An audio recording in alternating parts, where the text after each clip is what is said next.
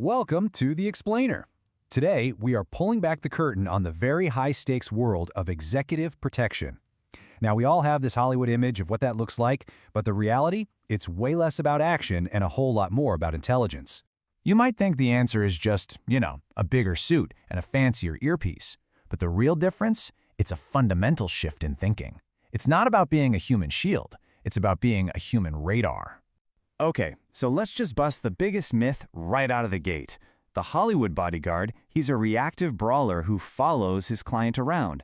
But in the real world, an executive protection specialist is a proactive analyst who leads the situation. Their job isn't to take a bullet, it's to make sure that a bullet is never even fired. So why has this whole field evolved so much? Well, it's because the dangers facing today's leaders are just more complex, more interconnected than they have ever been before. We are way beyond a simple fistfight in an alley. The threats today are coming from all sides.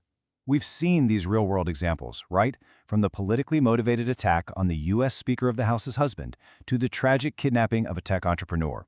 And as security experts point out, this now includes things like targeted activism, which can escalate from a simple protest to a direct and very dangerous confrontation. So the key takeaway here is that risk is now a 360-degree problem. A data breach, a hurricane that causes civil unrest, these can be just as threatening as a physical assault. And you know what they say, a 360-degree problem demands a 360-degree solution. This whole proactive mindset, it leads us to the absolute core philosophy of modern protection. To stop an attack, you first have to get inside the head of the attacker. It really all boils down to one simple but powerful principle. As the training manuals from Arctic Security really drive home, to stop an attack, you have to understand how an attacker thinks and how they plan. You've got to be able to anticipate their moves before they even make them. Intelligence agencies have actually mapped out the typical attack cycle, and it's a multi-stage process. But just look closely at these steps. What's the one action that appears again and again? The one thing attackers always have to do before they strike? Surveillance. When you look at this cycle, there's a really clear window of opportunity. And it's not during the final attack. It's much, much earlier. So where do you think this fight is really won? It's right here. The real work, the true art of protection, it all happens by detecting and disrupting that surveillance. The goal is to make the target so unpredictable, so difficult to monitor, that the attackers just decide it's too risky. They give up, and they move on to an easier target. And that is a win. Okay, so how is this proactive mindset actually put into practice? Well, it comes down to a combination of meticulous planning, elite teamwork, and just constant training. The foundation of any professional operation is what's called Standard Operating Procedures, or SOPs. And these things cover everything you can imagine, from how to handle a car breaking down to how you should react if a fire breaks out in a restaurant. This is the playbook. But here's the thing about SOPs. They are not meant to be followed blindly. This quote from a training manual, it just makes the point perfectly. A true professional, they know the rules so well that they know exactly when and how to adapt them on the fly. And protection is never, ever a one-person show. The really effective teams are modeled after elite units like the SAS. Every single member has those core skills, but each one is also a specialist. A medic, a surveillance expert, a master of defensive driving.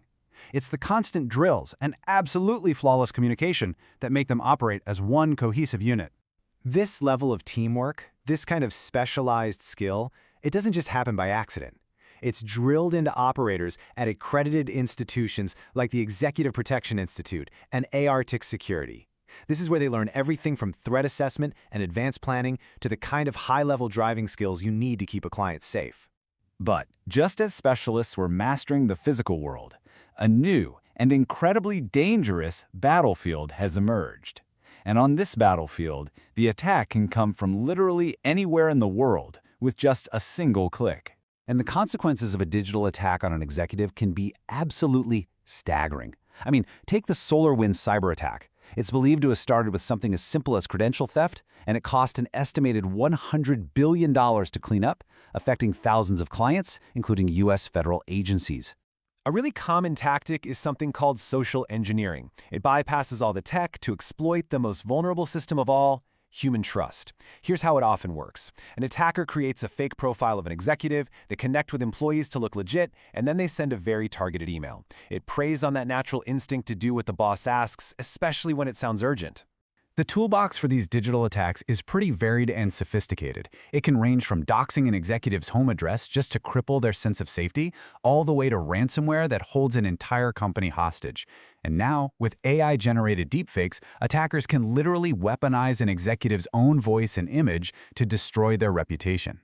So all of this brings us to a really critical conclusion. Physical and digital security can no longer be treated as separate things. Effective protection today has to be a unified, holistic ecosystem, a true 360-degree fortress. For years, the core idea was to just keep a low profile. Well, that idea is now completely dead. In a world of social media, data brokers, and what we call open source intelligence, or OSINT, an executive's personal info is everywhere. One expert even said the best way to convince a skeptical CEO is to just show them everything you can find about their family online in 5 minutes.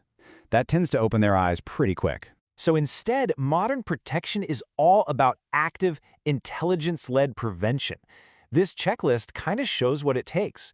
You've got the physical basics, like varying your routes and using vetted drivers. But now it's also about comprehensive digital threat analysis and actively working to scrub the executive's personal data from public sources. And this all leads to the final and maybe most important piece of the puzzle. For any of this to actually work, security can't be seen as an obstacle. The protection team has to become a trusted, integrated part of the executive's inner circle, just as essential as their legal or their communications teams. So, this leaves us with a final thought to consider. As our lives and the lives of our leaders become more and more public and transparent, the effort, the resources, and the sheer complexity required to stay truly safe, well, it's becoming greater than ever before. What does it really mean to be secure in a world that never stops watching?